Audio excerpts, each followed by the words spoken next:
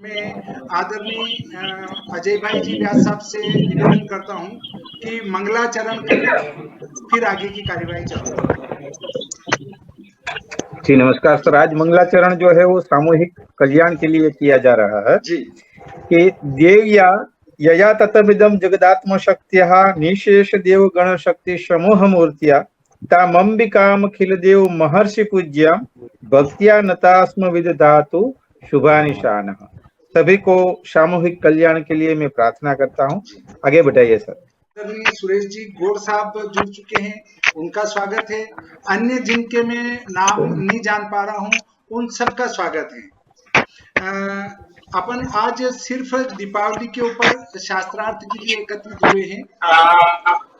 हमें केवल दीपावली के ऊपर ही चर्चा करना है और वो संवत 2081 की दीपावली होगी। यदि हम संवत 2081 पर चर्चा करें तो संवत 2081 की दीपावली 31 अक्टूबर और 1 नवंबर ये दो चक्कर पड़े हुए हैं कि 31 अक्टूबर को मनाई जाए या 1 नवंबर को मनाई जाए। देखिए, बिंदु जो मैंने निकाले हैं, पहला बिंदु तो अपन सभी जानते हैं सनातन धर्मावलंबी कि कार्तिक कृष्ण पक्ष अमावस्या को दीपावली होती है, उसमें कोई शंका नहीं है। अब दूसरा बिंदु आता है कि अमावस्या प्रदोष व्यापिनी होना चाहिए, वो भी अपन सब जानते हैं। एक जगह बात ये उठी थी कि निश्चित काल व्यापिनी देखनी चाहिए, परंतु आप ये सभी बिंदु नोट करते जाएं और उसमें अगर आपको कुछ लगे तो फिर अपन उस पर चर्चा करेंगे कि निश्चित व्यापिनी होनी चाहिए। तो निश्चित व्यापिनी से हमारा कोई संबंध नहीं है, क्योंकि शास्त्र में केवल प्रदोष व्यापिनी अमावस्या पर चर्चा की गई है, तो प्रदोष व्यापिनी होना चाहिए। अब उसके बाद अगला बिंदु आता है कि यदि 2 दिन प्रदोष व्यापिनी हो तो फिर उस स्थिति में पराग्रहण करने का निर्देश है। परंतु इसमें धर्म सिंधु निर्णय सिंधु में एक बिंदु और आया है कि एक घटी व्यापिनी हो तो कोई संदेह नहीं है, एक घटी व्यापिनी हो तो कोई संदेह नहीं है, परंतु वो बिंदु किस प्रकार से आया है उसको अच्छी प्रकार से यदि हम समझ लेंगे तो हम कहेंगे कि एक घटी का कोई प्रतिबंध नहीं है। देखिए, मैं इसको यहां से पढ़ के आपको बताता हूं कि एक घटी से संबंधित कोई बात यहाँ स्पष्ट रूप से नहीं आई है। तो ये लिखा गया है कार्तिक की अमावस्या के संबंध में। आप ये इस धर्म सिंधु का परिच्छेद नंबर 2 देखेंगे तो उसमें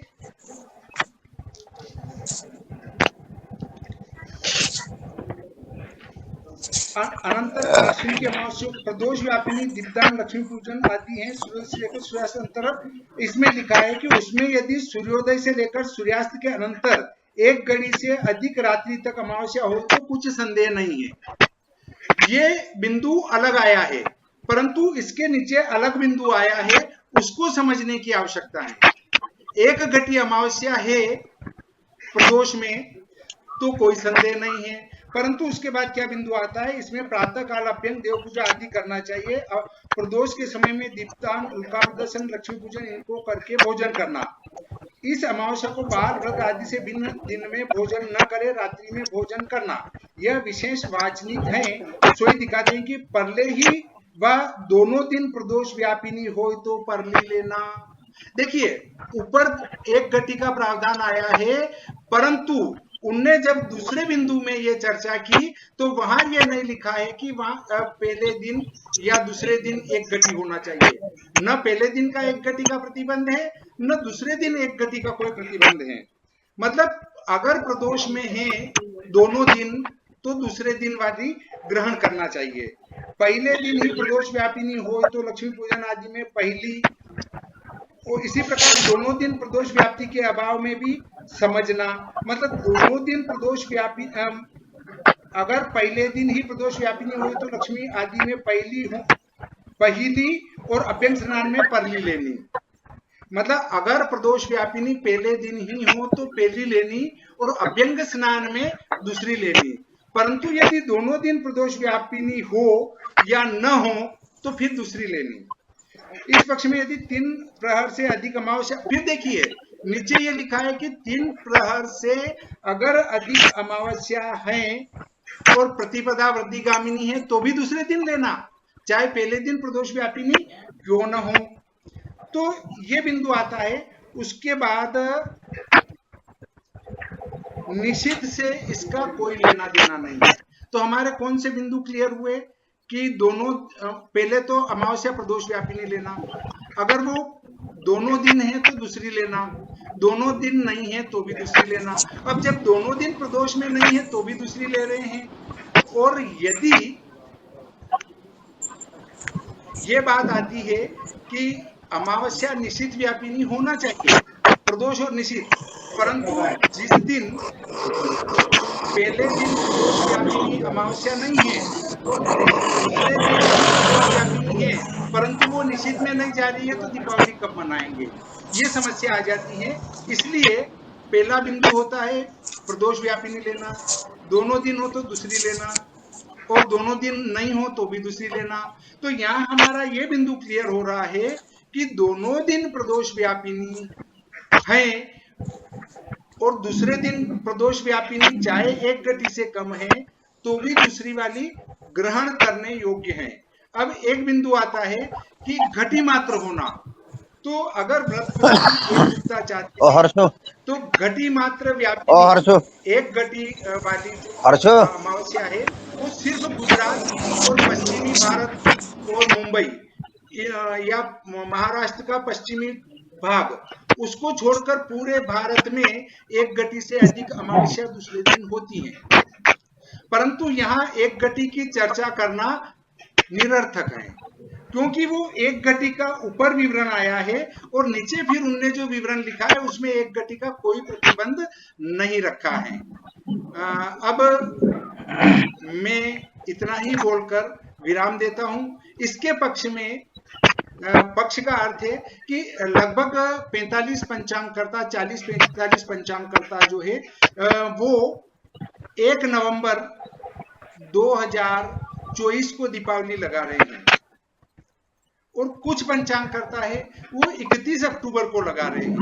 तो इस मान से यदि 2 दिन प्रदोष व्यापिनी हो तो दूसरी ग्रहण करना, उस हिसाब से दूसरे दिन 1 नवंबर वाली शास्त्रोक्त बैठती है। अब मैं निवेदन करूंगा, ये जोशी जी ऐसा कारण हुआ है कि जो टेलीग्राम से जो आज ग्रुप में जोड़ा गया है, या तो आम ज्योतिषी इससे जुड़ नहीं पाए, क्यों इसको डाउनलोड करना पड़ता है जी और इसमें काफी लोग इस कारण से नहीं जुड़ पाए हैं। जी बहुत सारे पंचांगकर्ता इस कारण से आज ये संख्या कम का मतलब ये है कि जुड़ नहीं पाए हैं। नहीं, वो टेलीग्राम को डाउनलोड करना। गुरुजी नमस्कार। हाँ नमस्कार। आदरणीय उपेंद्र जी शर्मा साहब को सादर प्रणाम करते हुए निवेदन करता हूं कि आप शास्त्रीय अभिमत देने का कष्ट करें। मैं सदन से निवेदन करना चाहूंगा कि हर तरीके से, हर शास्त्र की गतिविधि से 1 नवंबर को ही दीपावली शुभ है, मंगलमय है। मंगलम। सादर प्रणाम सभी को। आदरणीय उपेंद्र जी शर्मा साहब को प्रणाम करते हुए मैं निवेदन करूंगा कि आप अपना शास्त्रीय अभिमत।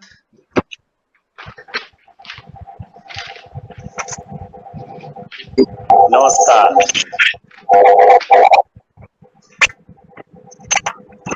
सभी विद्वज्जनों को मैं सादर नमस्कार करते हुए और व्यक्तिगत रूप से मैं अपनी राय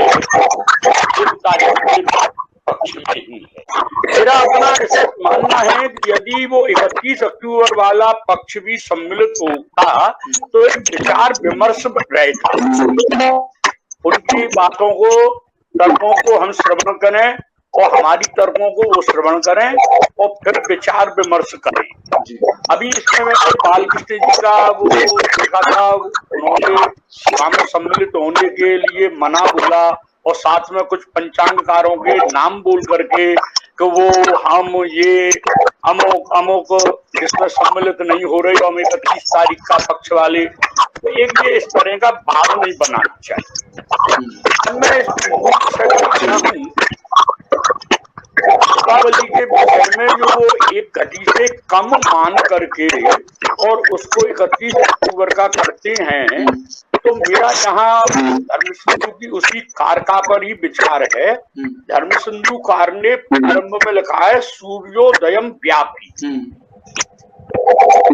तो परम घटकाधिक व्यापिनी न संदेह, सूर्य उदय में विद्यमान है। इससे तात्पर्य हुआ कि सूर्य उदय में विद्यमान होना एक होने में महत्वपूर्ण है उसमें, और अधिक यहाँ होने में तो कोई संदेह ही नहीं है।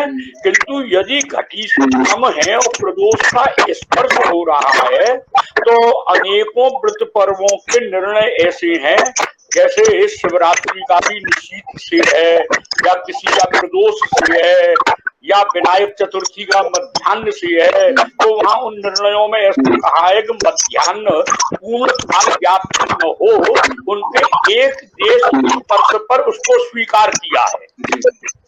तो उसी आधार पर तारीख 1 को प्रदोष का एक देश स्पर्श विद्यमान है, इसलिए उसको 1 तारीख को स्वीकार कर लेना चाहिए। इसमें आपको 2 लाभ मिलते हैं।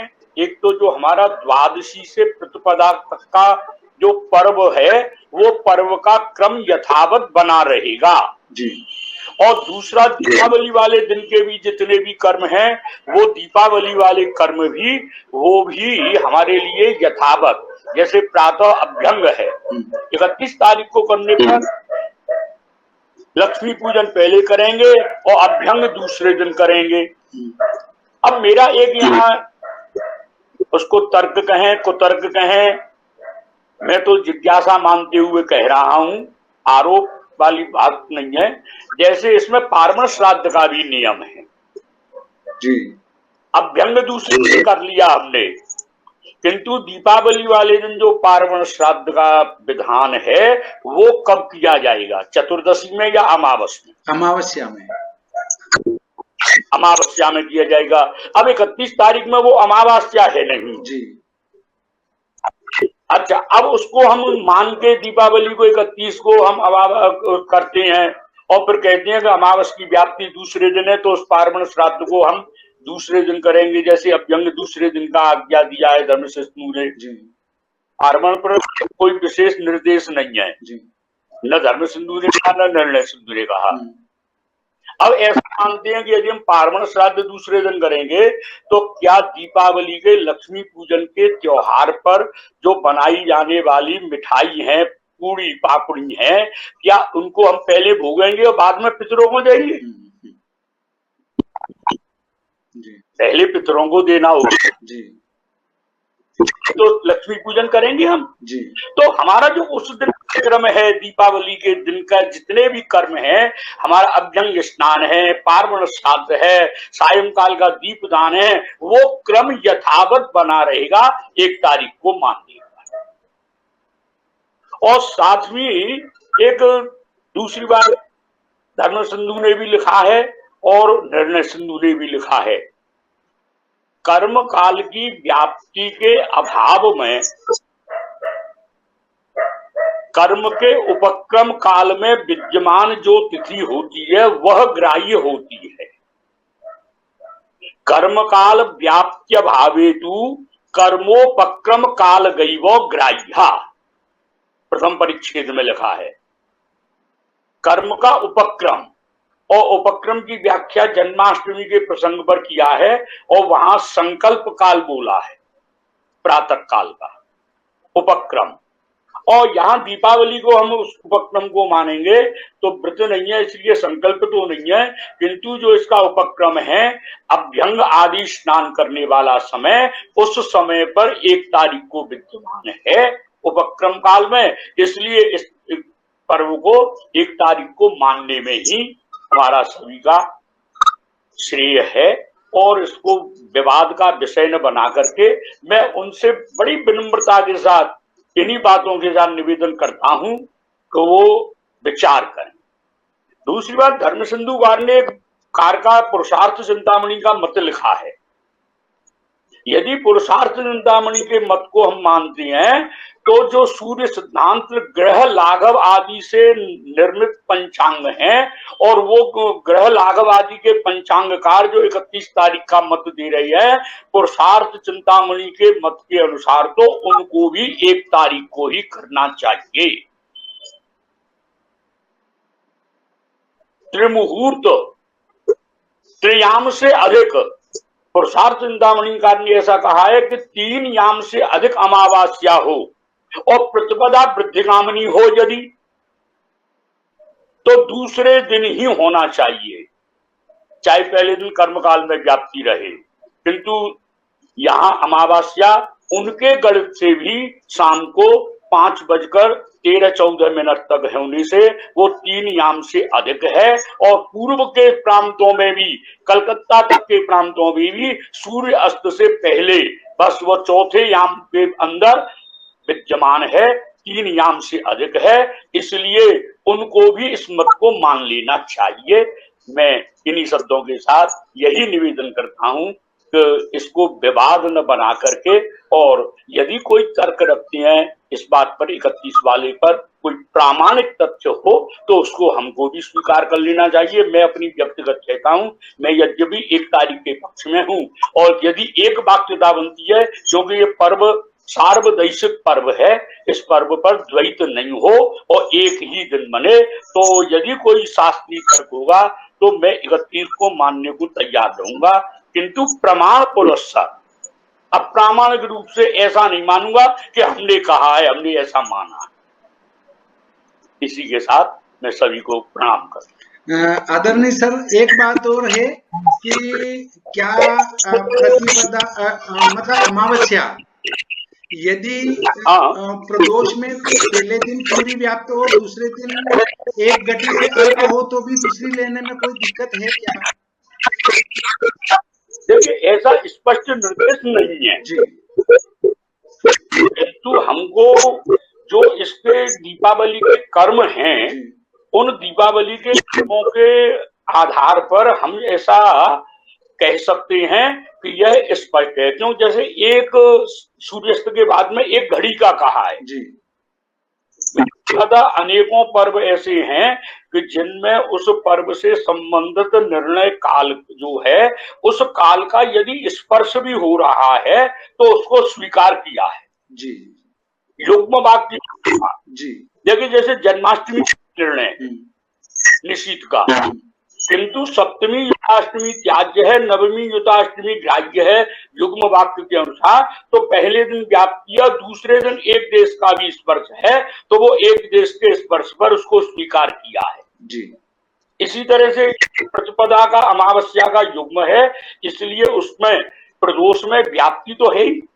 अब वो कितनी है कितनी नहीं है ये बात अलग है, किंतु 12-14 मिनट भी बहुत होती हैं, आधी घटी तो है ही जी, यहाँ भी है जी, आधी घटी तो है, इसलिए हाँ, उसको ऐसा मान लेना चाहिए जी।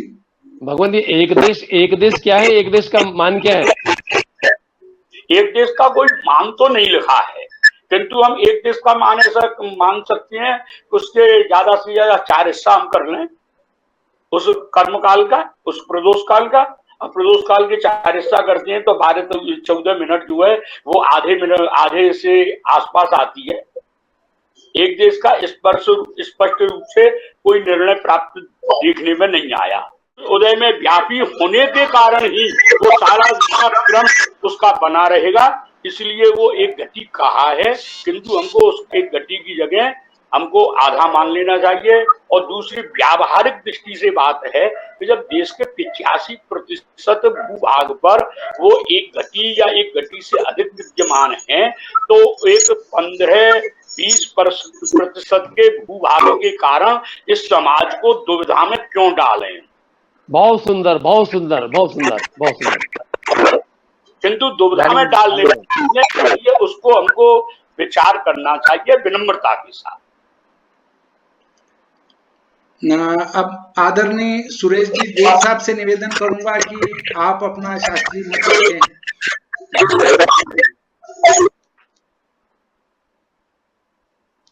सभी पंचांगकर्ताओं और सभी विद्वानों को मेरा प्रणाम। अब ऐसा आप अच्छे बड़े बड़े विद्वानों ने, पंचांगकर्ताओं ने जो अपने राय दी है, सलाह दी है, तो और बाकी क्या रह गया। और बहुत दिनों से ये बिंदु चल रहा है और इस बिंदु पर विशेष चर्चा हो रही है और ज्यादा से ज्यादा अपने धर्म सभा के अंदर कम से कम 40 से ज्यादा पंचांगकर्ता अपनी सहमति दे चुके हैं। अब मैं सबसे निवेदन ये करूंगा कि राष्ट्रीय पंचांग समिति है, उसमें अपने 1 तारीख के लिए आग्रह करें, निवेदन करें और भारत सरकार है इसी मुताबिक 1 तारीख के हिसाब से छुट्टी पर्व मनावें। जो छुट्टी घोषित करते हैं तो वो आम जनता के अंदर अच्छा मैसेज जाएगा, नहीं तो वही भ्रांति बनी रहेगी और एक वाक्यता नहीं रहेगी। और बड़ा खेद का विषय है कि आज अच्छे अच्छे पंचांगकर्ता और कई विद्वान हैं इस आज सेमिनार में शामिल नहीं हुए हैं।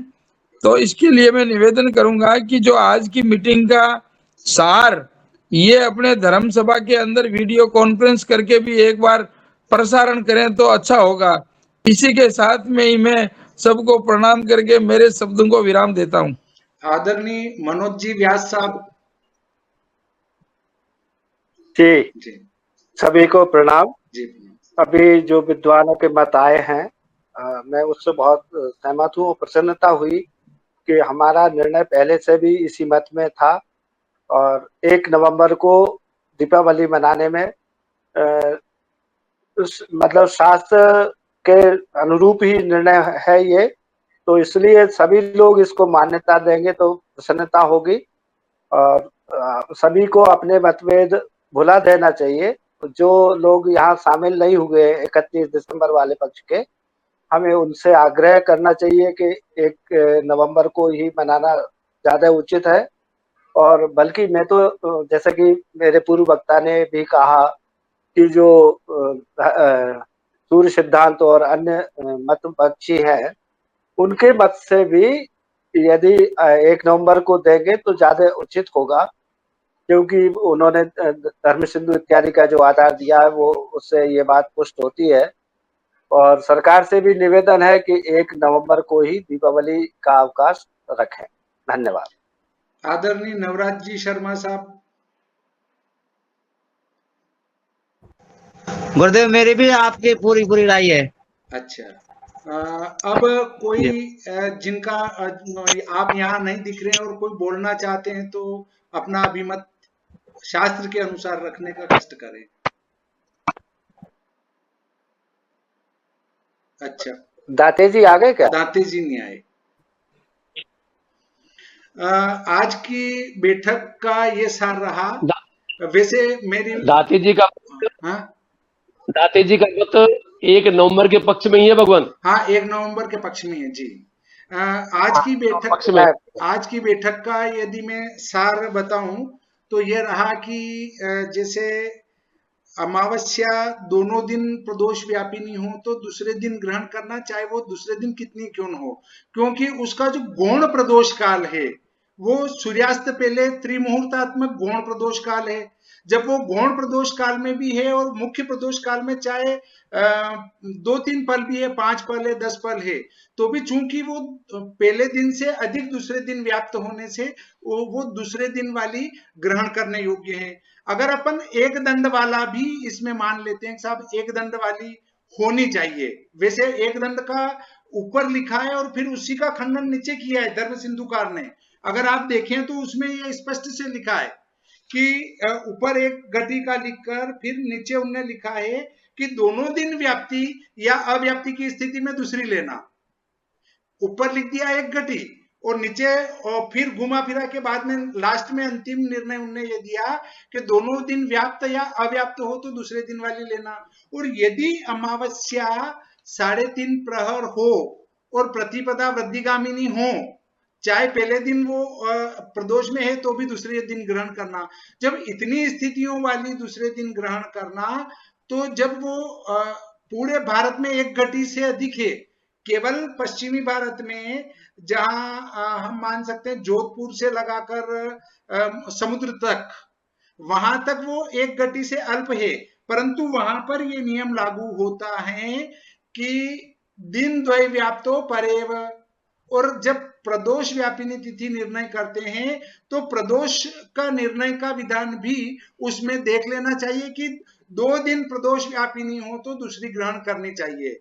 इसी के साथ मैं आज का ये प्रकरण यहाँ समाप्त करता हूं। उससे पहले आदरणीय उपेंद्र जी शर्मा साहब से सादर प्रणाम करके निवेदन करूंगा कि मैंने जो कहा उसमें कोई कमी हो तो मेरा मार्गदर्शन करने का कष्ट करें। मैं व्यक्तिगत रूप से भी इसमें मेरा गायत्री पंचांग वालों से संपर्क है, उनसे पुनः वार्ता करता हूँ। एक बार पहले कर चुका था, 1 महीना पहले जी। अब मैं पुनः उनसे वार्ता करूंगा जी, प्रयास करूंगा। समाज को दुविधा में न डालें, एक मत हो जाए, इसी में हमारा सभी का भलाई है। मैंने कोई अनुचित कहा उसको आप मुझको इंगित करें। नहीं सर, आपने बहुत ही बढ़िया मार्गदर्शन किया। अब यदि कोई अपना अभिमत रखना चाहे तो ठीक, नहीं तो हम आज का यहीं पर संपूर्ण करते हैं। हाँ, अभी बाद में कोई आया हो तो उनका मत ले ले जी। हाँ, थोड़ा समय लेके चलिए, एक बार और एक कुछ दिन विचार के लिए देख लीजिए जी। जी, सभी को प्रणाम। ये मेरा मत ये है कि जो लोग 31 को अगर कह रहे हैं, एक बार उनमें से किसी एक व्यक्ति को भी आमंत्रित करना चाहिए ताकि उनके विचार हम देखें। इसके बाद फिर क्या तथ्य निकलता है, उसके बाद आपसी सहमति तभी तो बन पाएगा, अन्यथा वो कैसे मानेंगे। मैंने जो है सबको निमंत्रण दिया था, सार्वजनिक रूप से सारे ग्रुपों ने लिंक डाली थी। अब कोई नहीं जुड़ते हैं तो उसके लिए कोई उपाय नहीं है सर। तब तो वही हो गया ना, तब तो 2 दिन का त्योहार मनना ही पड़ेगा जी। नहीं, मेरा निवेदन है भागीरथी जोशी जी, एक बार धर्म सभा में वीडियो कॉन्फ्रेंस एक बार करें तो ज्यादा अच्छा रहेगा। जी। आदरणीय रमेश जी वाईगांवकर साहब जुड़े हैं तो अपने विचार रखें। आदरणीय रमेश जी वाईगांवकर साहब।